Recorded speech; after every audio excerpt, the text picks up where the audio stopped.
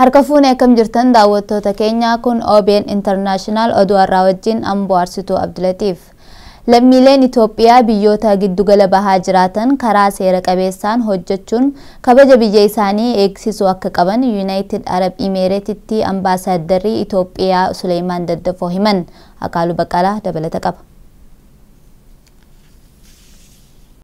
Daawwanna Ministeerri Muummee Dr. Abiy Ahmed giddugala bahaatti taasisan ilaalchuun United Arab Emirates ambaasaadder Itoophiyaa Suleymaan Daddafoo waliin turtii taasifnee jira.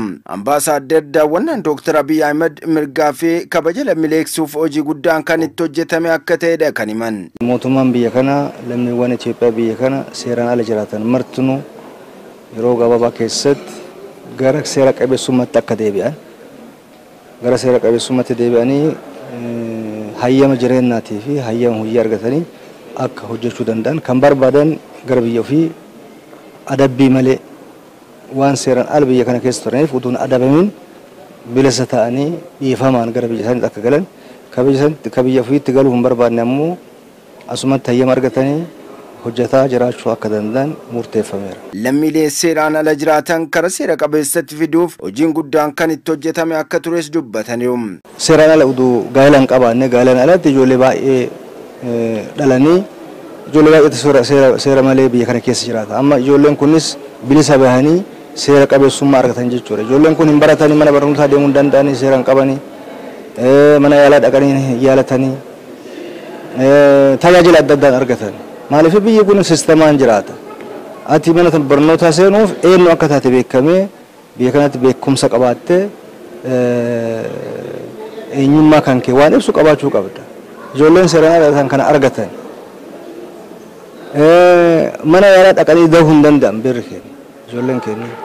Maaliif seeraan qaban isaanuu seeraan qabanii ijoollee haga waggaa 12-13 umriin isaanii ta'e haga mana barnootaa seenuu danda'anii hin jiran. Seera biyyaatti hayyamne waan ta'eef.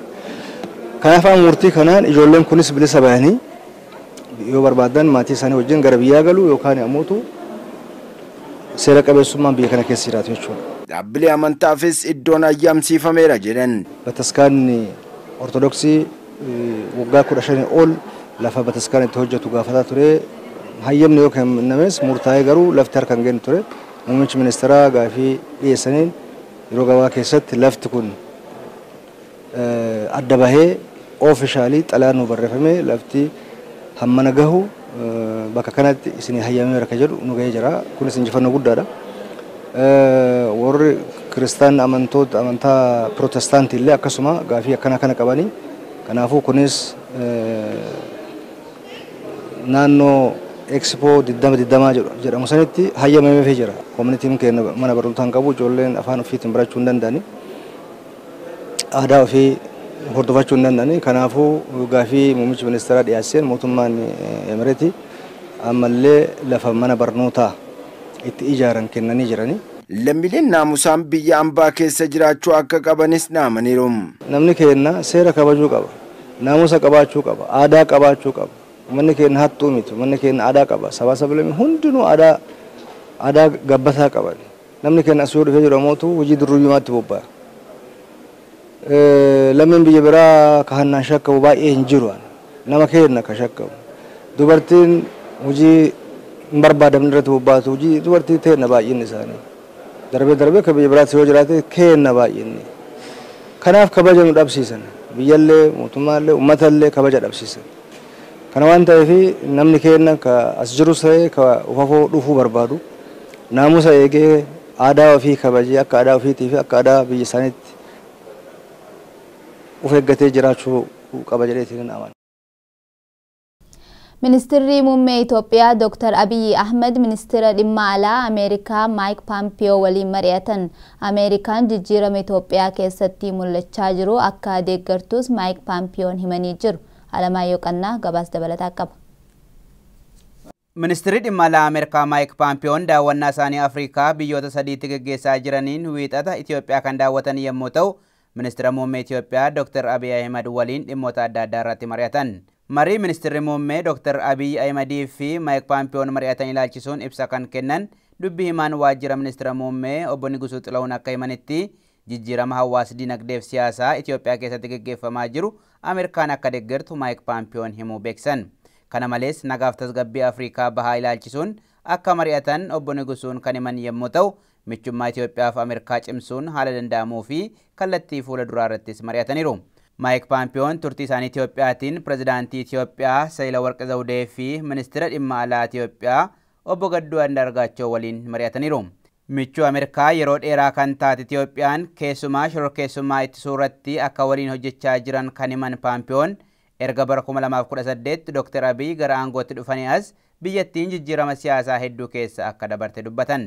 Imala isaanii Afrikaatiin Senegaal, Angoolaa fi Itoophiyaa kan daawwatan Mike Pompeoon utuu gara Ameerikaatti hin deebi'in dura Saudi Arabiyaa fi Omaaniin ni daawwatu jedhamee eegama.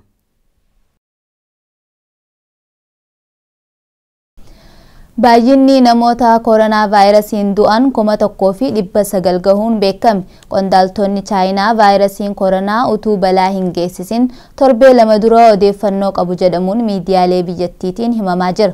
Alamaayyoo Qannaa gabaasa dabalataa qaba. Qondaaltonni fayyaa Chaayinaa akka beeksisanitti hanga ammaatti lakkoofsi namoota vaayirasii koronaan qabamanii 72 yommuu gahu, baay'inni namoota dhukkuba kanaan du'anii immoo saffisaan dabaluun 1,900 gaheera. Tibba kana qofaa namoonni 98 vaayirasii kanaan yommuu du'an 1,886 immoo vaayirasii kanaan qabamuun isaanii mirkanaa'uun sirna bulchiinsa fayyaa Chaayinaa yaaddoo keessa galchuun bakkeewwan tokko tokko akka cufan taasisee jira. Akka televezyiiniin biyyattii gabaasetti namni vaayirasii koronaan kibxata kana du'e Liu Ziming jedhamu daayireektara hospitaala Wuchang kan kutaa biyya Wuhan bakka jalqaba vaayirasiin kun itti mul'ate ta'uu gabaaseera. Daayireektar Jeneraaliin dhaabbata fayyaa addunyaa Dr. Tewodiroos Adhanom wiixata darbe akka beeksisanitti akka ragaan biyya Chaayinaa agarsiisutti baay'inni namoota haaraa dhukkuba kanaan qabamanii hir'achaa jira. Haa ta'u malee of eeggannoon vaayirasii kanaaf godhamu ciminaan itti fufuu qaba. Yeroo ammaatti baay'ina namoota dhukkuba kanaan qabamanii hir'achaa jira jedhanii himuun rakkisaa ta'us amalli dhukkuba kanaa rakkisaa waan ta'eef haalli itti babal'achaa jiru jijjiiramuu waan danda'uuf biyyoonni to'annoo cimaa akka taasisan himan. Akka gabaasa dhaabbata fayyaa addunyaa dhiyeenya kana baheetti baay'ina namoota vaayirasichaan qabamanii 72 keessaa 794 biyya Chaayinaatii ala yommuu ta'u, namoonni 542 immoo doonii bashannanaa Jaappaan irratti kan qabamanidha. Yuunaayitid Isteet lammiilee ishee doonii Jaappaan Diyaamand Piriins irra turan 300 ta'an fudhachuu ishee yommuu beeksiftu, Awustiraaliyaa, Kanaadaa, Xaaliyaan, Kooriyaan Kibbaa fi Hoongi Koongis lammiilee isaanii doonii sanarraa fudhachuuf karoorfatanii jiru. Chaayinaan vaayirasiin koronaa akka hin babal'anneef hojii gaarii hojjechaa jirti haa jedhamu iyyuu malee dhaabbanni fayyaa addunyaa gama isaatiin haala Chaayinaan dhukkuba kana to'achuuf qorannoo gaggeessaa jirtu irratti ibsa dabalataa gaafachaa jira. Miidiyaaleen Chaayinaa akka gabaasaa jiranitti vaayirasiin koronaa hamaa akka ta'e qondaaltonni biyyattii utuu inni balaa hin geessisin torbee lama durayyuu odeeffannoo qabu jedha. Kun immoo utuu vaayirasiin kun namaa namatti darbuun isaa hin mirkanaa'in akka ture BBC'n gabaaseera. Biyya Niijeritti bakka itti nyaannii fi maallaqni gargaarsaa hiramaa turetti baay'ina uummataa irraa kan ka'e wal dhidhiibuu uumameen namoonni 20 du'an. Gama biraatiin Kaameruun kaaba dhihaatti haleellaa hidhattootaan raawwateen yoo xiqqaate namoonni 22 ajjeefamuu dhaabbanni mootummoota gamtoomanii beeksise. Gabaasa dabalataa qabna. Maddi oduu Niijer akka gabaasetti yeroo maallaqnii fi nyaanni baqattootaaf hiramaa turetti baay'ina uummataa irraa kan ka'e wal dhidhiibaa uumameen dubartootaa fi daa'imman dabalatee namoonni 20 du'an. Akka miidiyaaleen gabaasanitti kanneen du'an malees namoonni 10 immoo madaa'anii jiru.